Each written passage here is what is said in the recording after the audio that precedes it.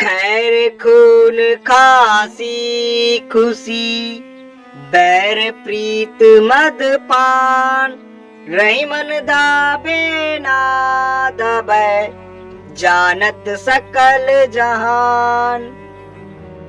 अर्थात दुनिया जानती है कि खैरियत खून खांसी खुशी दुश्मनी प्रेम और मदिरा का नशा छुपाए नहीं छुपता है। जो रहीम ओ छो बड़े तो अति ही इतराय प्यादे सो फर्जी भयो टेढ़ो टेढ़ो जाए। भावार्थ, ओछे नीच लोग जब प्रगति करते हैं तो बहुत ही इतराते हैं। वैसे ही जैसे शतरंज के खेल में जब प्यादा फर्जी बन जाता है तो वह टेढ़ी चाल चलने लगता है। तरवर फल नहीं खात है सरवर पियहि नहीं पान कही रहीम पर काज हित संपत्ति सजहि सुजान। भावार्थ, रहीमदास जी कहते हैं कि वृक्ष अपने फल स्वयं नहीं खाते और सरोवर भी अपना पानी स्वयं नहीं पीते हैं। इसी तरह अच्छे और सज्जन व्यक्ति वो हैं जो दूसरों के कार्य के लिए संपत्ति को संचित करते हैं। क्षमा बड़न को चाहिए छोटन को उत्पात कह रहीम हरि का घट्यो जो मृगुमारी लात। अर्थ, बड़ों को क्षमा शोभा देती है और छोटों को उत्पात, अर्थात अगर छोटे बदमाशी करें कोई बड़ी बात नहीं और बड़ों को इस बात पर क्षमा कर देना चाहिए। छोटे अगर उत्पाद मचाएं तो उनका उत्पाद भी छोटा ही होता है। जैसे यदि कोई कीड़ा मृगु अगर लात मारे भी तो उससे कोई हानि नहीं होती है। समय पाय फल होत है समय पाय झरी जात सदा रहे नहीं एक सी का रहीम पछितात। अर्थात रहीम जी कहते हैं कि उपयुक्त समय आने पर वृक्ष में फल लगता है, झड़ने का समय आने पर वह झड़ जाता है। सदा किसी की अवस्था एक जैसी नहीं रहती, इसीलिए दुख के समय पछताना व्यर्थ है।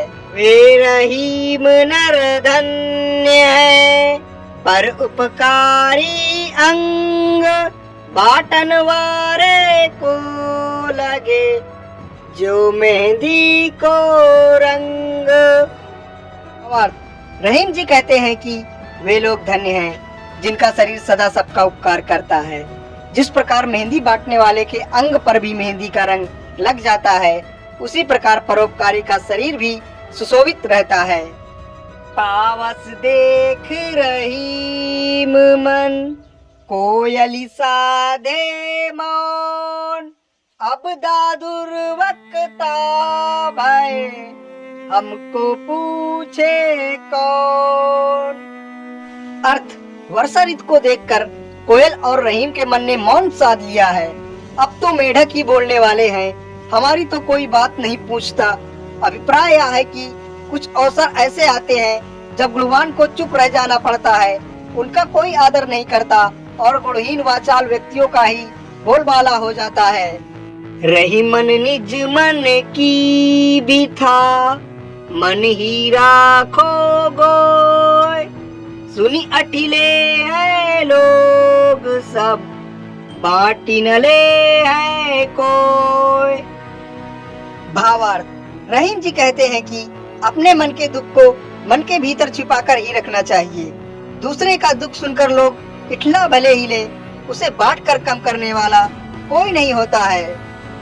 रही मन असुआ नयन ढरी जी दुख प्रकट करे चाहे निकारोगे ते कसना भेद कह दे। अर्थ, रहीम कहते हैं कि आंसू नैनों से बहकर दुख प्रकट कर देते हैं। सत्य ही है कि जिसे घर से निकाला जाएगा वह घर का भेद दूसरों से कह ही देगा। दोनों रही मन एक से जो लो बोलत नाही जान परत है काक पिक ऋतु बसंत के माही। अर्थात कौवा और कोयल रंग में एक समान होते हैं। जब तक ये बोलते नहीं तब तक इनकी पहचान नहीं हो पाती, लेकिन जब बसंत ऋतु आती है तो कोयल की मधुर आवाज से दोनों का अंतर स्पष्ट हो जाता है। खीरा सिर ते काटी के मलियत लौन लगाए, रही मन करुए मुखान को चाहिए यही सजाए। अर्थात खीरे का कड़वापन दूर करने के लिए उसके ऊपरी सिरे को काटने के बाद नमक लगाकर घिसा जाता है। रहीम कहते हैं कि कड़वे मुंह वाले के लिए, कटु वचन बोलने वाले के लिए यही सजा ठीक है। जैसी परे सो सही रहे, कहे रहीम यादे, धरती ही पर परत है, शीत घाम आओ में। रहीम कहते हैं कि जैसी इस देह पर पड़ती है सहन करनी चाहिए, क्योंकि इस धरती पर ही सर्दी गर्मी और वर्षा पड़ती है। अर्थात जैसे धरती शीत धूप और वर्षा सहन करती है, उसी प्रकार शरीर को सुख दुख सहन करना चाहिए। जो बड़े न को लघु कहे, नहीं रहीम घट जाई, गिरधर मुरलीधर कहे, कुछ दुख मानत नाई। रहीम कहते हैं कि बड़े को छोटा कहने से बड़े का बड़प्पन नहीं घटता, क्योंकि गिरधर कृष्ण को मुरलीधर कहने से उनकी महिमा में कमी नहीं होती। रूठे सुजन मनाइए, जो रूठे सो बार, रही मन फिरी फिरी पोइए, टूटे मुक्ता हार। भावार्थ, यदि आपका प्रिय 100 बार भी रूठे तो रूठे हुए प्रिय को मनाना चाहिए, क्योंकि यदि मोतियों की माला टूट जाए तो उन मोतियों को बार बार धागे में पिरो लेना चाहिए। जो रहीम उत्तम प्रकृति का कर सकत कुसंग, चंदन विष व्यापे नहीं, लिपटे रात भुजंग। भावार्थ, रहीम कहते हैं जो अच्छे स्वभाव के मनुष्य होते हैं उनको बुरी संगति बिगाड़ नहीं पाती।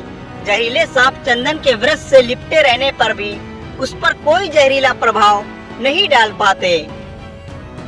रही मन देखी बड़े ने को, लघु न दीजिए डारी, जहाँ काम आवे सुई, कहाँ करे तलवारी।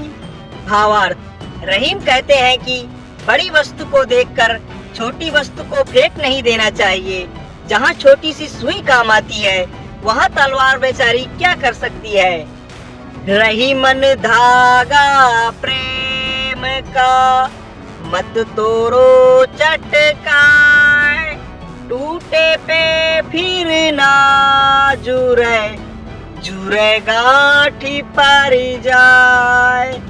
रहीम कहते हैं कि प्रेम का नाता नाजुक होता है, इसे झटका देकर तोड़ना उचित नहीं होता। यदि आप प्रेम का धागा एक बार टूट जाता है तो फिर इसे मिलाना कठिन होता है। यदि मिल भी जाए तो टूटे हुए धागों के बीच में गांठ पड़ जाती है।